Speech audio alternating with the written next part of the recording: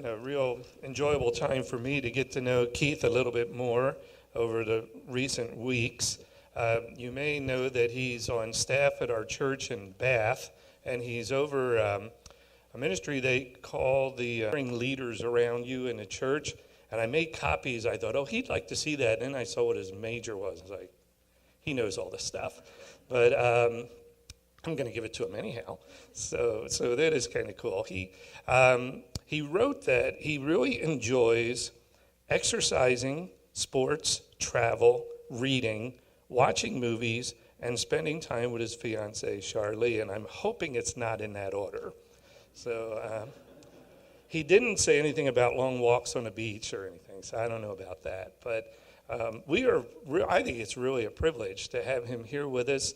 He and I have talked a lot about this, and I kind of know where he's going, and I'm really, really excited to hear him come and share the Word of God with us. And he will be with us for 3 Sundays, and I'm just very excited about it. So Keith, thank you so much. You are among friends, so feel relaxed here.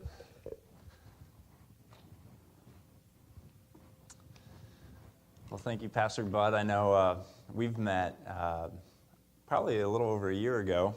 Every once in a while, we as ministers get to go down and hang out with one another. Basically, all we do is we eat good food.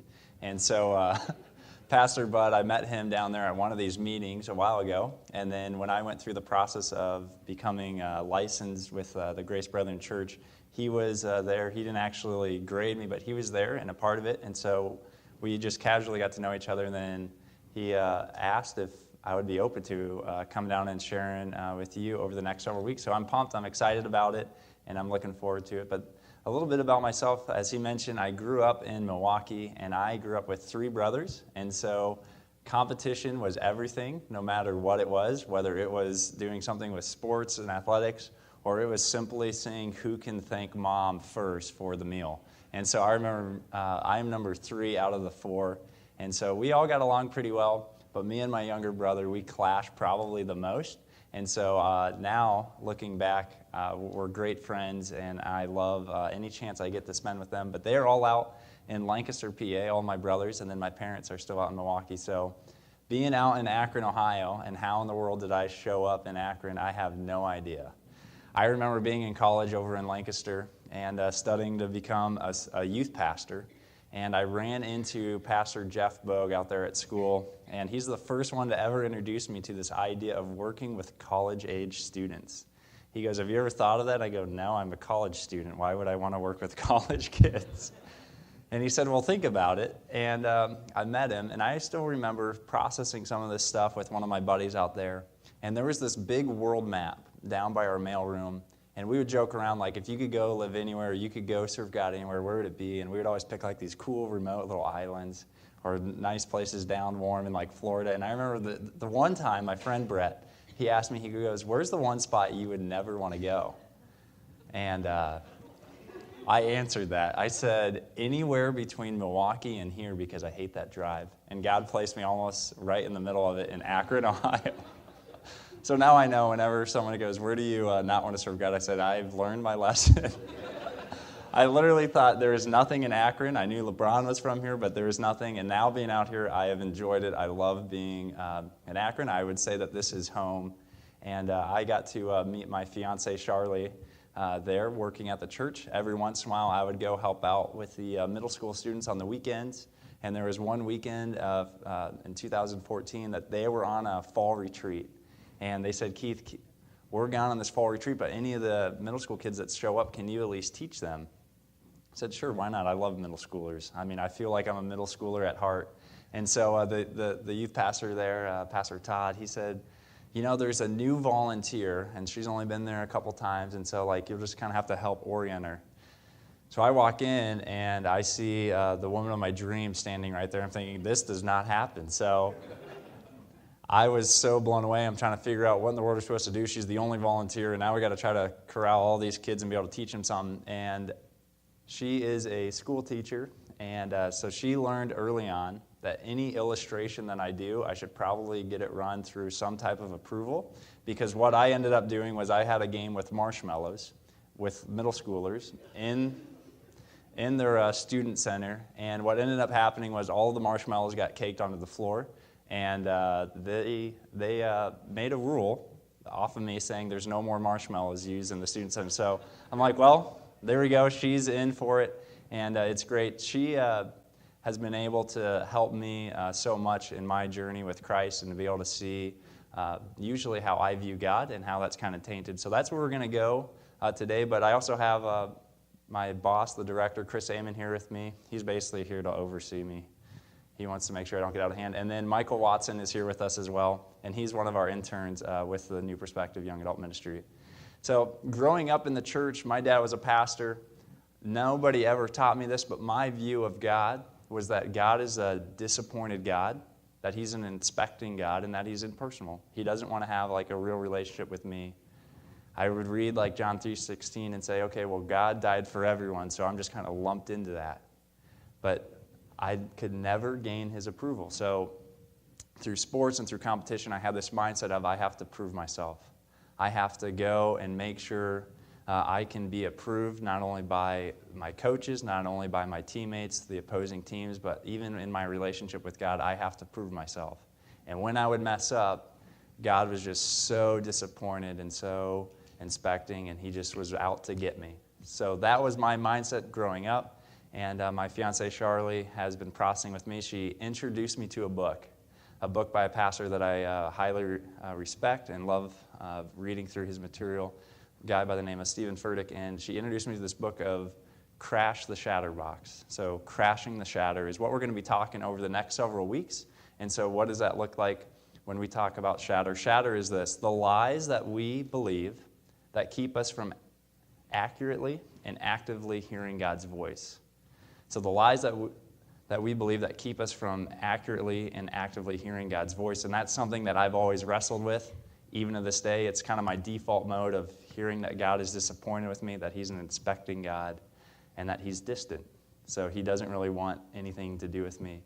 And so that's where we're going to go over the next several weeks. And so we kind of have that tendency as well. Every once in a while we get into a spiritual cycle of like being like spiritually like a self-sabotage, where we look at our life, we look at our situations, what's going on, and we kind of downplay like we are these awful people. At least that's what I do. We see ourselves as people that God maybe loves and that he died for, but he doesn't really like us.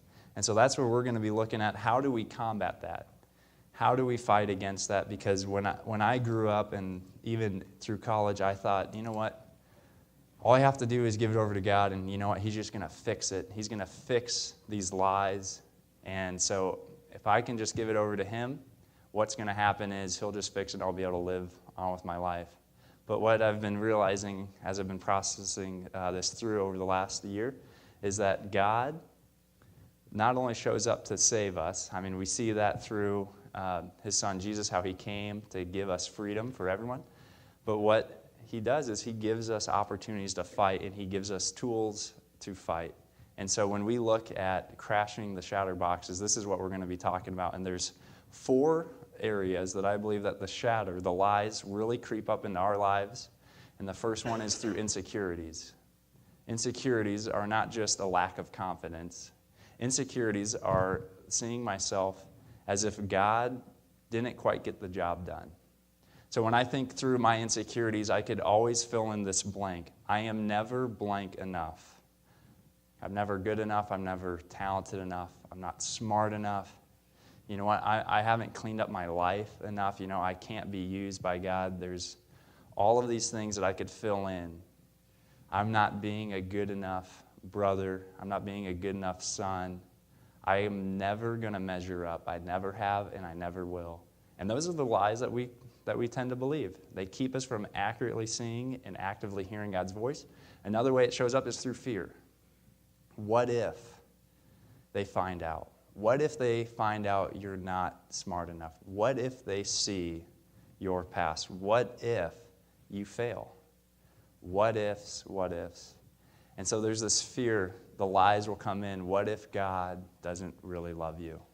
The other way is condemnation. So we look at our lives and we say, I have messed up so much, there's no way that I could ever be right with God.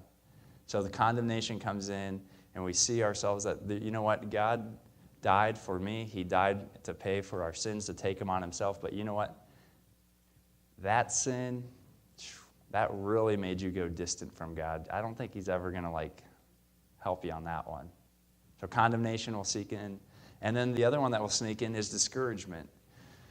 You know, I've lived so much of my life, or I've tried over and over, but you know what?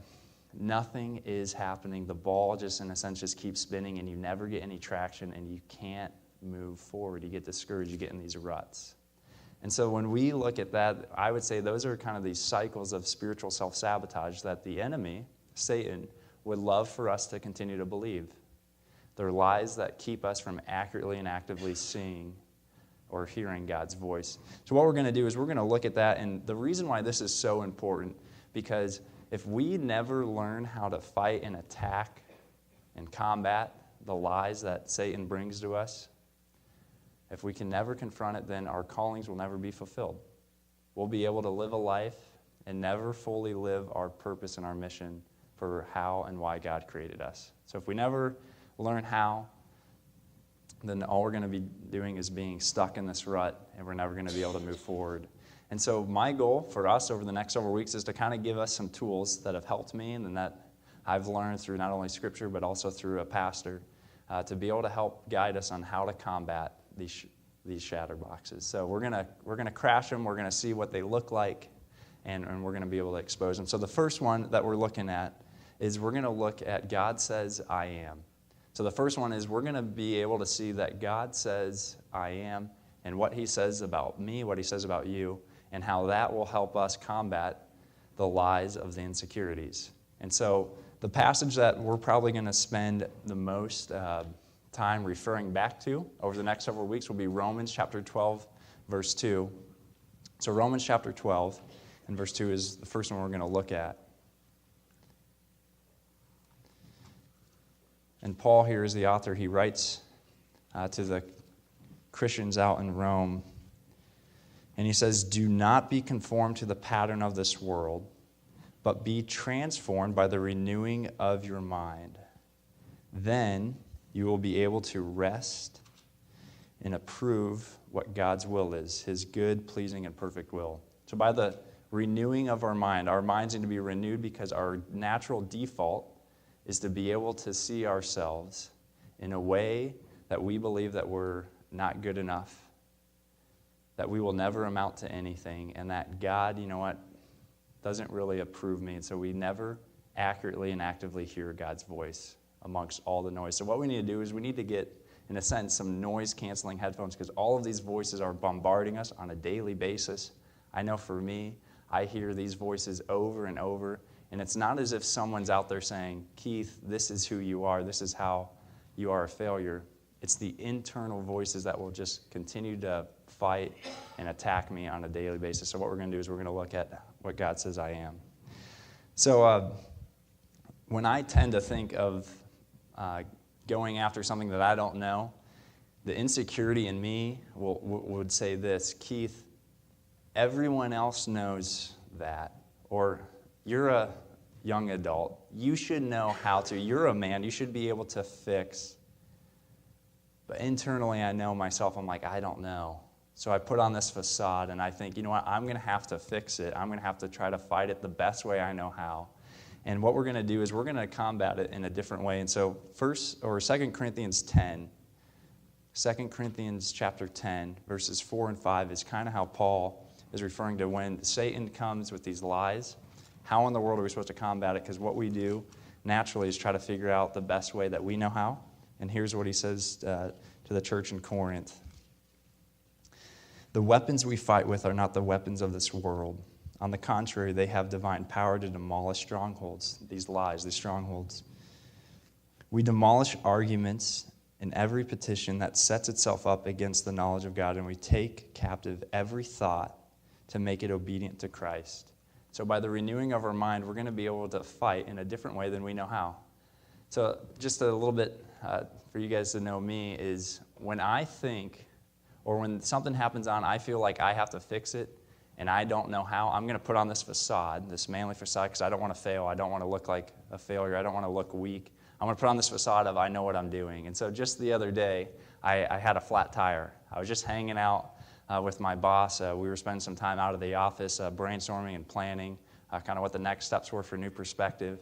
And we come back, and he drops me off at the house, and I'm going to run up to the office. And I get to my car, and I see my back tire is flat, completely flat, and I see I got a couple nails in there. He's already taken off, and my first thought was, I can call him and ask him to help, but that would look like I can't figure it out. I'm weak. I'm a grown man who doesn't know what to do. So I remember sitting there thinking, well, I'll have to cancel a couple of the meetings, and I'll let them know I have a flat tire. They'll understand. And I could change my tire. I could put my spare tire on. I know how to do that. But what I don't really know what to do is go into the auto body shop and say, hey, here's what I need. Can you help me out?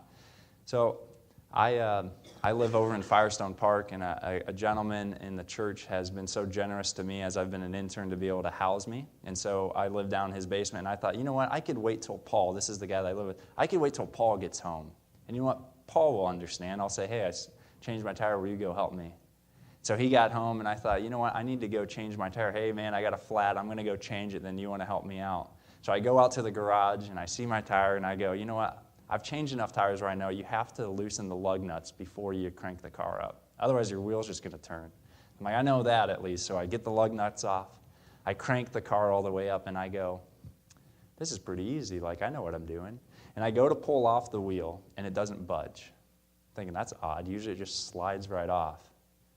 Deep down, I'm like, I don't know how I'm going to get this off, but on this facade is I know what I'm doing.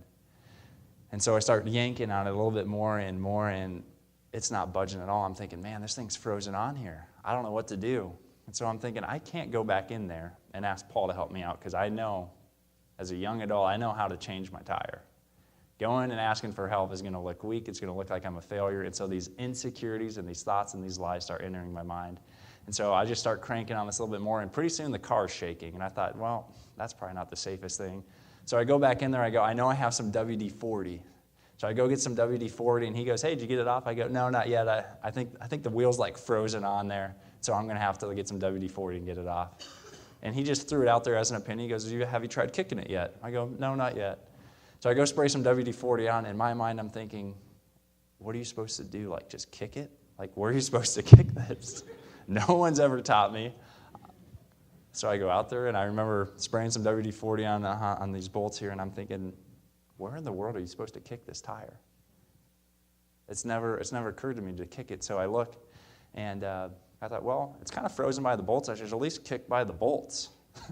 So I start kicking the hubcap, start trying to yank on the wheel again, and nothing happens. I'm thinking, man, I am totally out. I have no idea, but I cannot go back in there and ask him for help because now I'm going to look completely weak. He even told me what to do. Pretty soon I'm yanking on again, the car's shaking. I go, okay, I have to go ask him. I go in there, hey, Paul, would you mind helping me get my wheel off? He comes out, he's getting gloves on, everything. He's like, man, so you tried kicking? I go, yep. He goes, that didn't get off. Well, let's get maybe like a crowbar and we can crank it. We got to try to leverage back there to get the wheel off. And we tried, and nothing's budging. And he goes, do you know of anyone who's pretty good with cars? And I said, well, my boss, I could probably give him a call. So Paul pulls out his phone, he calls Chris, and I go, hey, Chris, it's Keith. I'm trying to get my wheel off. I got a flat, and it's stuck. And he goes, do you want to know how to fix it? And I said, sure.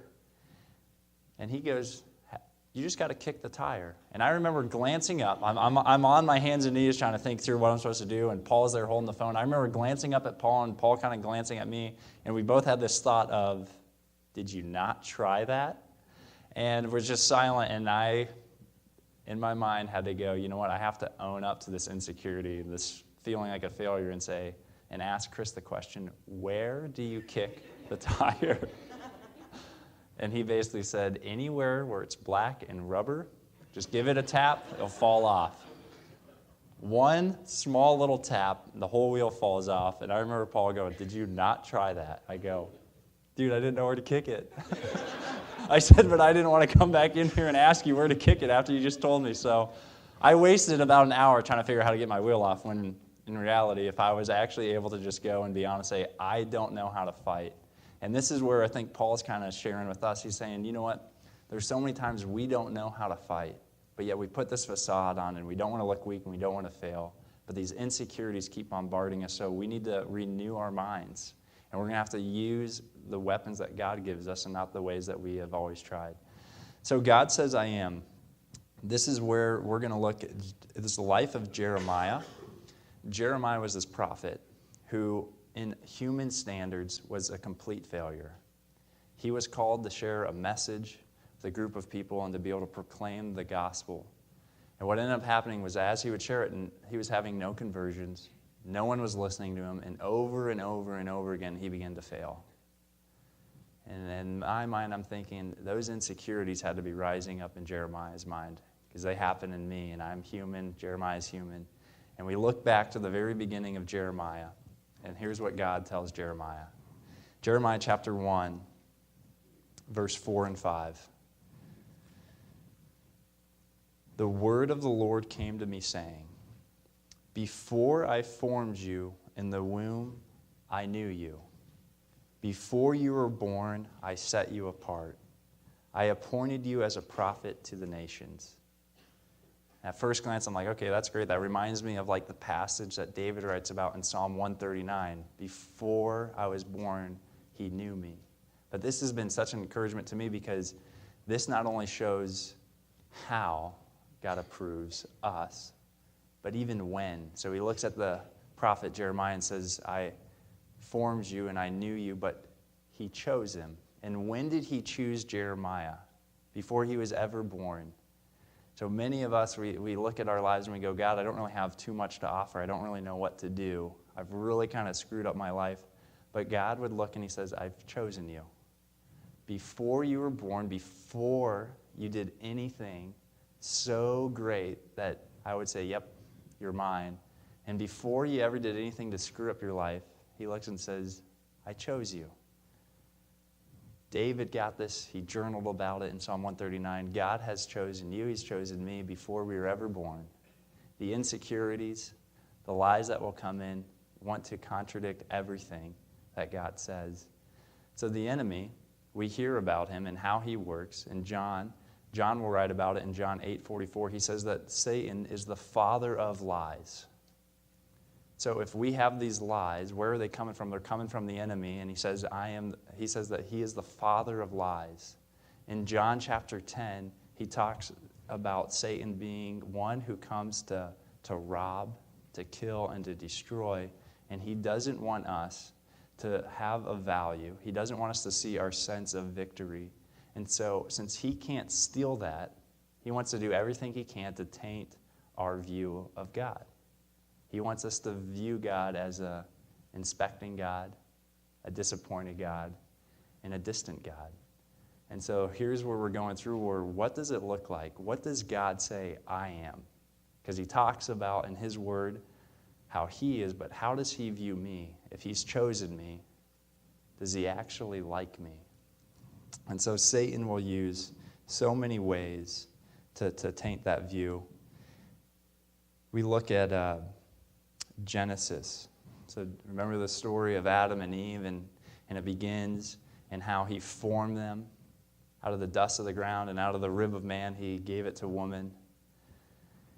And in chapter 2, verses 16 through 17, God looks at his prized possession, the one that he chose, the one that he created, and he says, look at all of this that I've created for you. You can eat of any tree. You are free to eat of any tree except for this one. So he just gave them freedom to go and eat.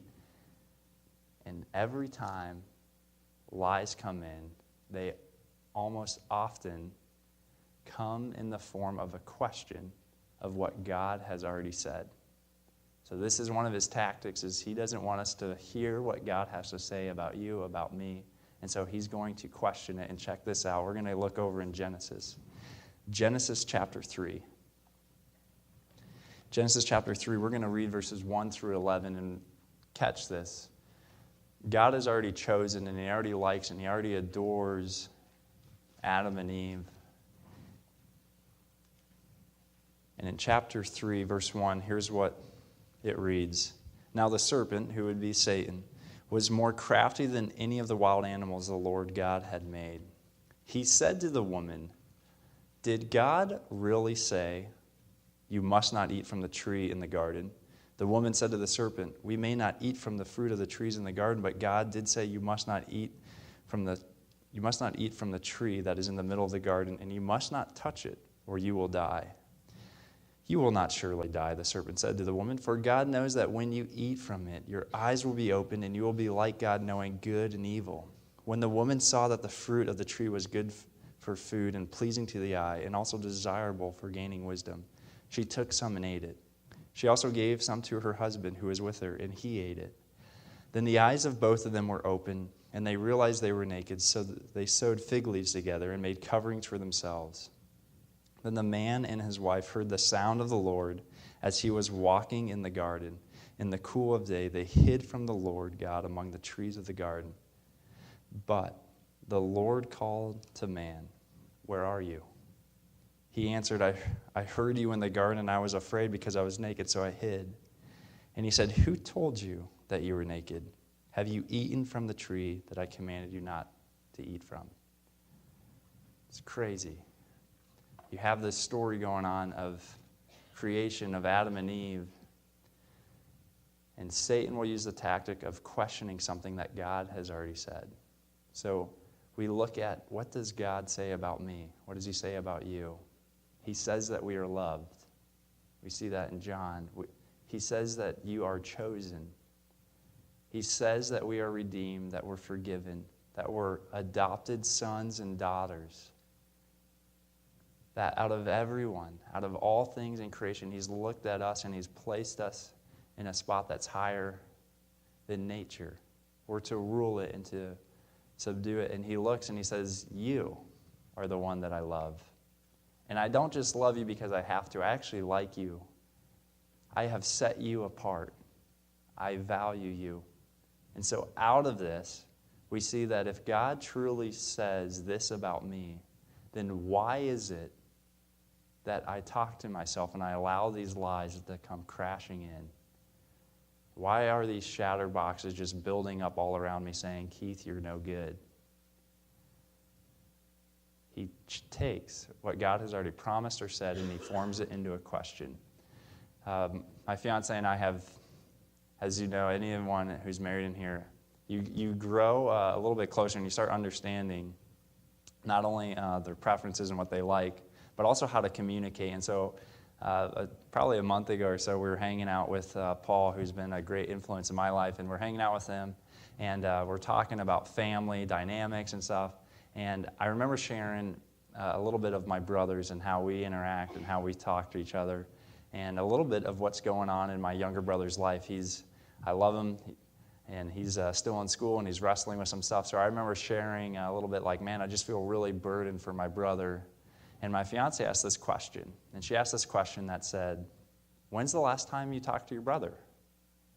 Simple question, honest question. And how I internalized that, how I heard that was, "Keith, you're a failure. You haven't talked to your brother in weeks. You are failing at being a sibling." These are the voices that I'm hearing. So when she asked an honest, simple question, I'm interpreting it as, "Man, Keith, you're a real mess up.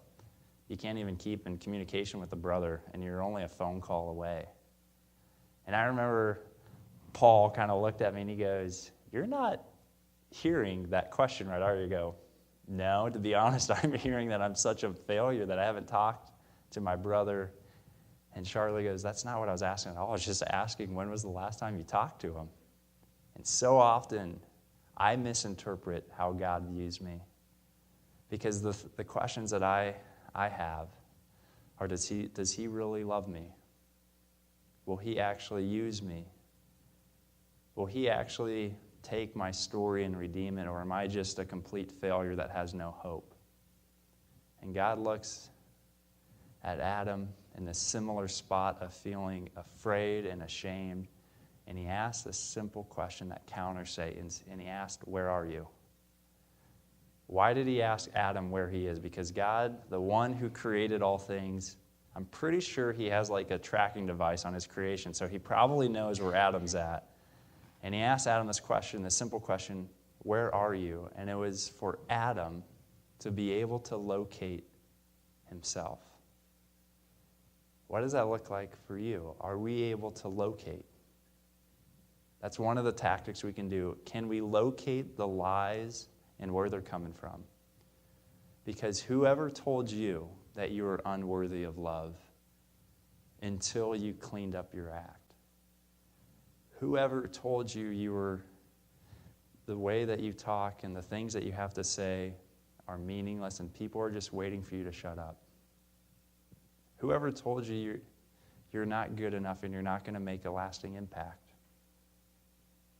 Can I locate where I'm at? So we're pinpointing the insecurities. I'm calling them out. You know what? That's going on my self-worth. When I hear I'm a failure, I haven't talked to my brother, that's not going at man, I should probably call my brother. The insecurities are telling me, Keith, you have failed, and you better get your act together so you can call your brother. It's not a simple, I should call my brother because he would love to hear from me. I hear it as these insecurities. So where are we at? Can we locate our insecurities? Can we locate the lies? That's one of the tactics we can do is locate. Locate the insecurities, locate the lies, the voices that are going on. And they'll most often come in a form of a question that goes directly against what God has already promised to us.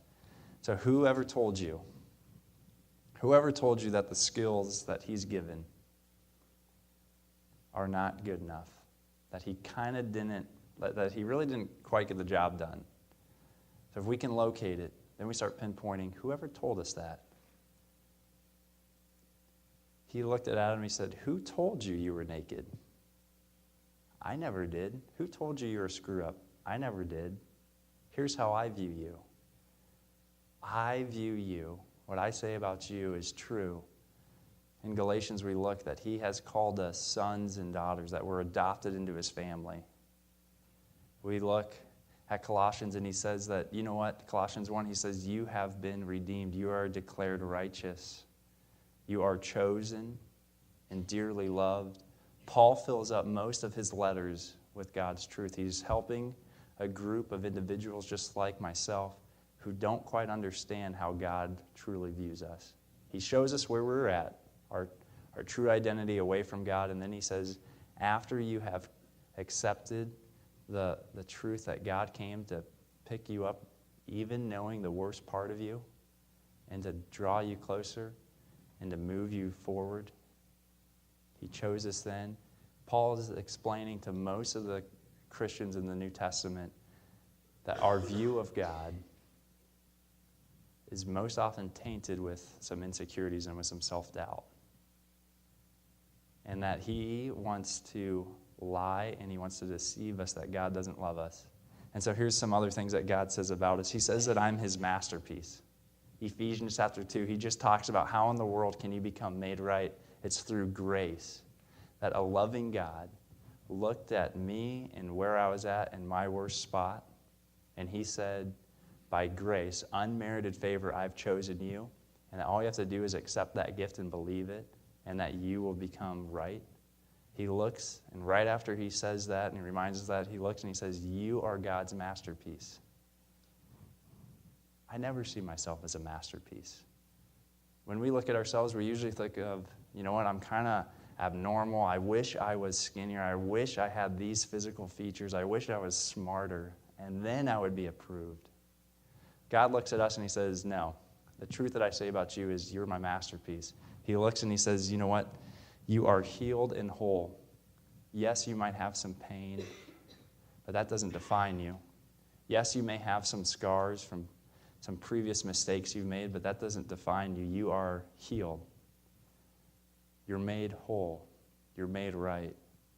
Satan will most often attack us in forms of questions, questioning our true identity. So before we can ever begin to fully crashing these chatterboxes, we need to soak in our identity of how God sees us, to have a right view of God and how he views us. So that's our goal for the next several weeks, is now to look at, okay, if we can start with the foundation of understanding that we are God's special possession, that He's set us apart, and we can locate these lies. If we can lock into locating the lies and believing in God's truth, then we're able to start moving forward. Because if I can't locate the lies, and I never preload and I never download God's truth and I never soak in it, then how in the world am I supposed to combat it when they show up? So something that I've been doing, it's been fun. My fiance and I, we look at an I am statement, how God views us. And once a week we pick one of these and we start memorizing it. Not that it's solving all of the noise going on, because I don't think we're ever going to get the noise out of our heads. Those lies, the shatter that keep us from viewing God correctly, they're never going to go away.